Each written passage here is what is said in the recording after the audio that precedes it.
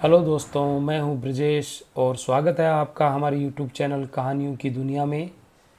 आज मैं आपको सुनाने जा रहा हूं एक व्यंग्य कथा।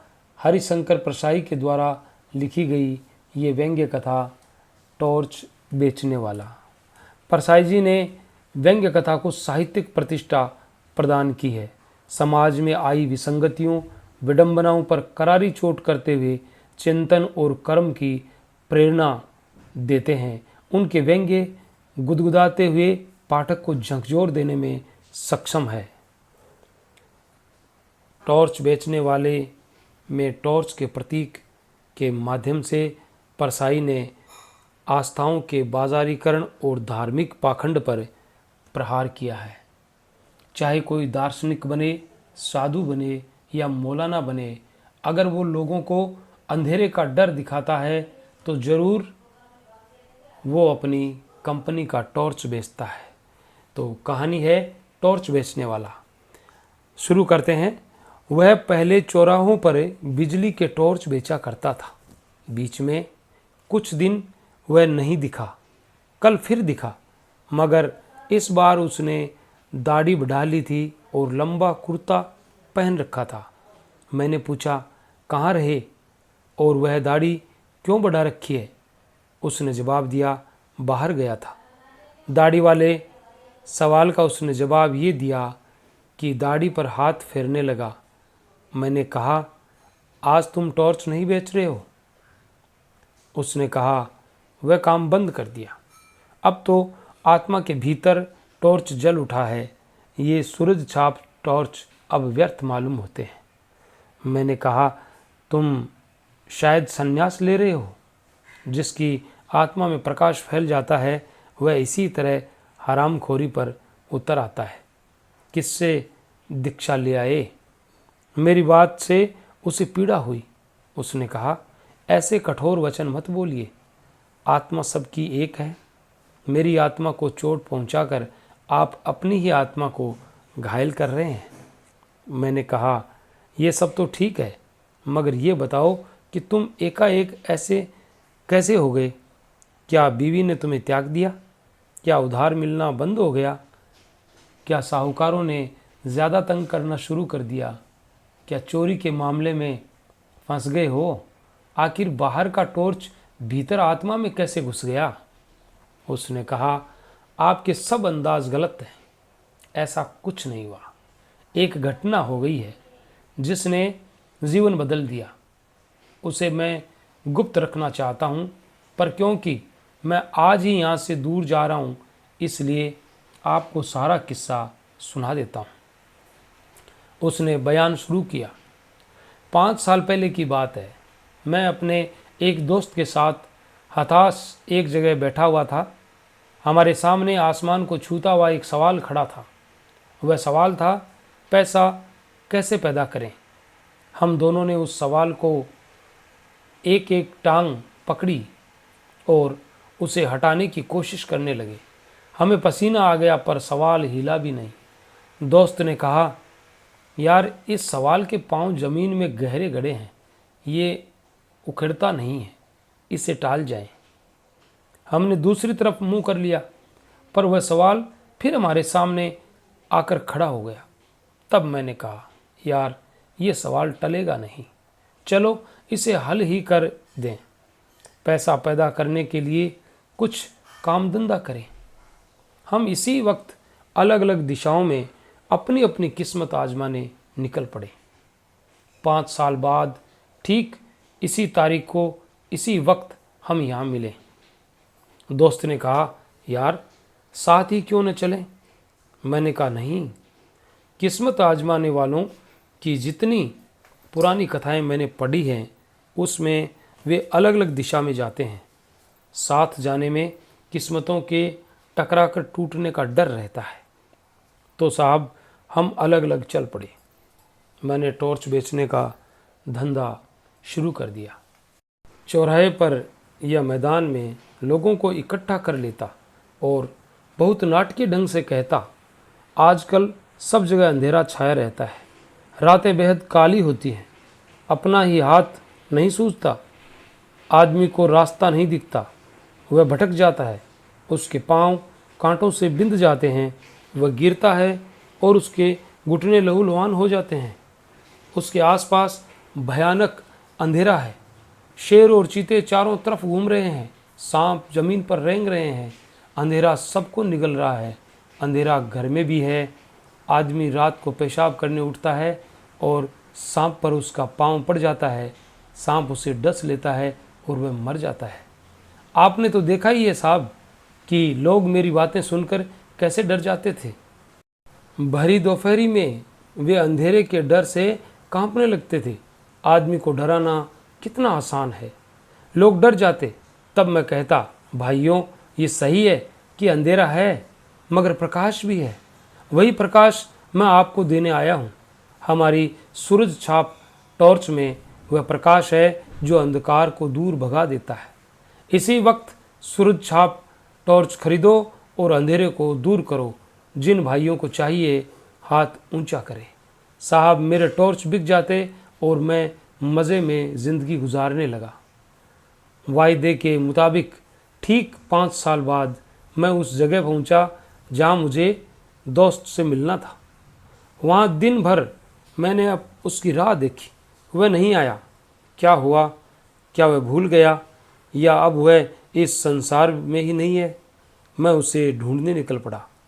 एक शाम जब मैं एक शहर की सड़क पर चला जा रहा था, मैंने देखा कि पास के मैदान में खूब रोशनी है और एक तरफ मंच सजा है, लाउड स्पीकर लगे हैं। मैदान में हजारों नर नारी श्रद्धा से झुके बैठे हैं। मंच पर सुंदर रेशमी वस्त्रों से सजे एक भव्य पुरुष बैठे हैं। वे खूब पुष्ट हैं, संवारी हुई लंबी दाढ़ी है और पीठ पर लहराते लंबे केश हैं। मैं भीड़ के एक कोने में जाकर बैठ गया। भव्य पुरुष फिल्मों के संत लग रहे थे। उन्होंने गुरु गंभीर वाणी में प्रवचन शुरू किया।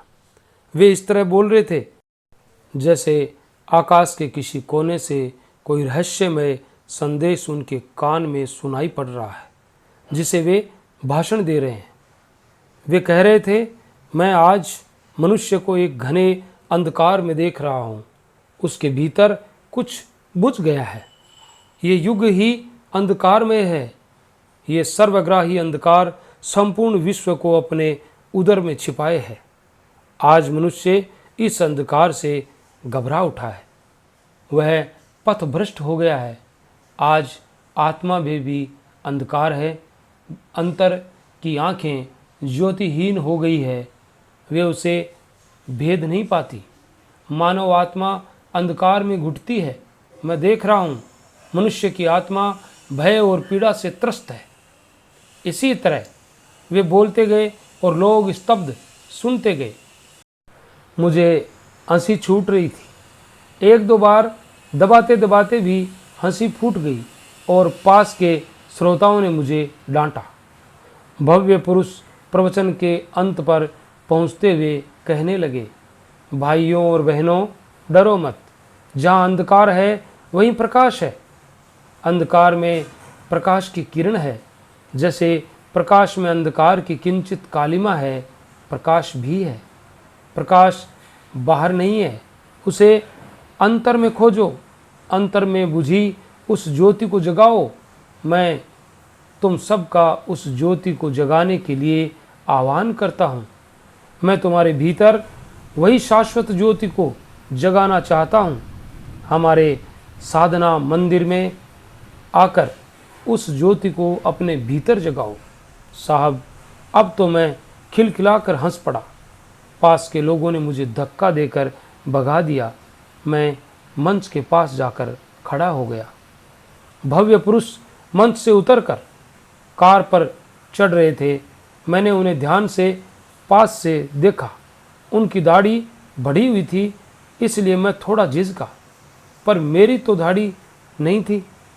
मैं तो उसी मौलिक रूप में था। उन्होंने मुझे पहचान लिया। बोले, अरे तुम?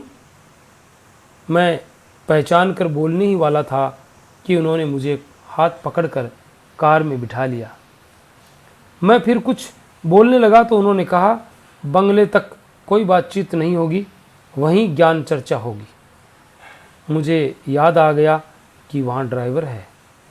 बंगले पर पहुंचकर मैंने उनका ठाठ देखा। उस वैभव को देखकर मैं थोड़ा झिझका, पर तुरंत ही मैंने अपने उस दोस्त से खुलकर बातें शुरू कर दी। मैंने कहा, यार तू तो बिल्कुल बदल गया। उसने गंभीरता से कहा, परिवर्तन जीवन का अनंत क्रम है। मैंने कहा, साले फिलॉसफी मत बघार, ये बता कि तूने इतनी दौलत कैसे कमाई 5 सालों में। उसने पूछा, तुम इन सालों में क्या करते रहे? मैंने कहा, मैं तो घूम घूम कर टॉर्च बेचता रहा। सच बता, क्या तू भी टॉर्च का व्यापारी है? उसने कहा, तुझे क्या ऐसा ही लगता है? क्यों लगता है? मैंने उसे बताया कि जो बातें मैं कहता हूँ वही तू कह रहा था। मैं सीधे ढंग से कहता हूँ, तू उन्हीं बातों को रहस्यमय ढंग से कहता है। अंधेरे का डर दिखाकर लोगों को टॉर्च बेचता हूँ। तू भी अभी लोगों को अंधेरे का डर दिखा रहा था, तू भी जरूर टॉर्च बेचता है। उसने कहा, तुम मुझे नहीं जानते, मैं टॉर्च क्यों बेचूंगा? मैं साधु, दार्शनिक और संत कहलाता हूँ। मैंने कहा, तुम कुछ भी कहलाओ, बेचते तुम टॉर्च हो। तुम्हारे और मेरे प्रवचन एक जैसे हैं। चाहे कोई दार्शनिक बने, संत बने या साधु बने, अगर वह लोगों को अंधेरे का डर दिखाता है तो जरूर अपनी कंपनी का टॉर्च बेचना चाहता है। तुम जैसे लोगों के लिए हमेशा ही अंधकार छाया रहता है। बताओ, तुम्हारे जैसे किसी आदमी ने हजारों में कभी भी ये कहा है कि आज दुनिया में प्रकाश फैला है? कभी नहीं कहा। क्यों? इसलिए कि उन्हें अपनी कंपनी का टॉर्च बेचना है। मैं खुद भरी दोपहर में लोगों से कहता हूँ कि अंधकार छाया है, बता किस कंपनी का टॉर्च बेचता है? मेरी बातों ने उसे ठिकाने पर ला दिया था। उसने सहज ढंग से कहा, तेरी बात ठीक ही है, मेरी कंपनी नई नहीं है, सनातन है। मैंने पूछा, कहाँ है तुम्हारी दुकान? नमूने के लिए एक आध टॉर्च तो दिखा। सूरज छाप टॉर्च से बहुत ज़्यादा बिक्री है उसकी। उसने कहा, उस टॉर्च की कोई दुकान बाजार में नहीं है।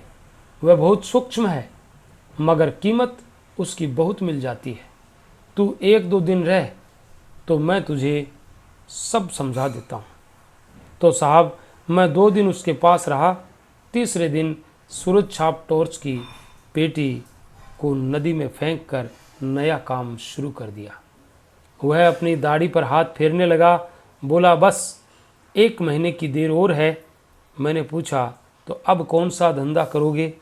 उसने कहा, धंधा वही करूँगा, यानी टॉर्च बेचूंगा, बस कंपनी बदल रहा हूँ। ये थी हरिशंकर परसाई की एक व्यंग्य कथा। अगर आपको अच्छी लगी तो हमारे चैनल को लाइक, शेयर, कमेंट और सब्सक्राइब करना ना भूलें। मिलते हैं कल किसी नई कहानी के साथ। तब तक के लिए all the best. Thanks for watching.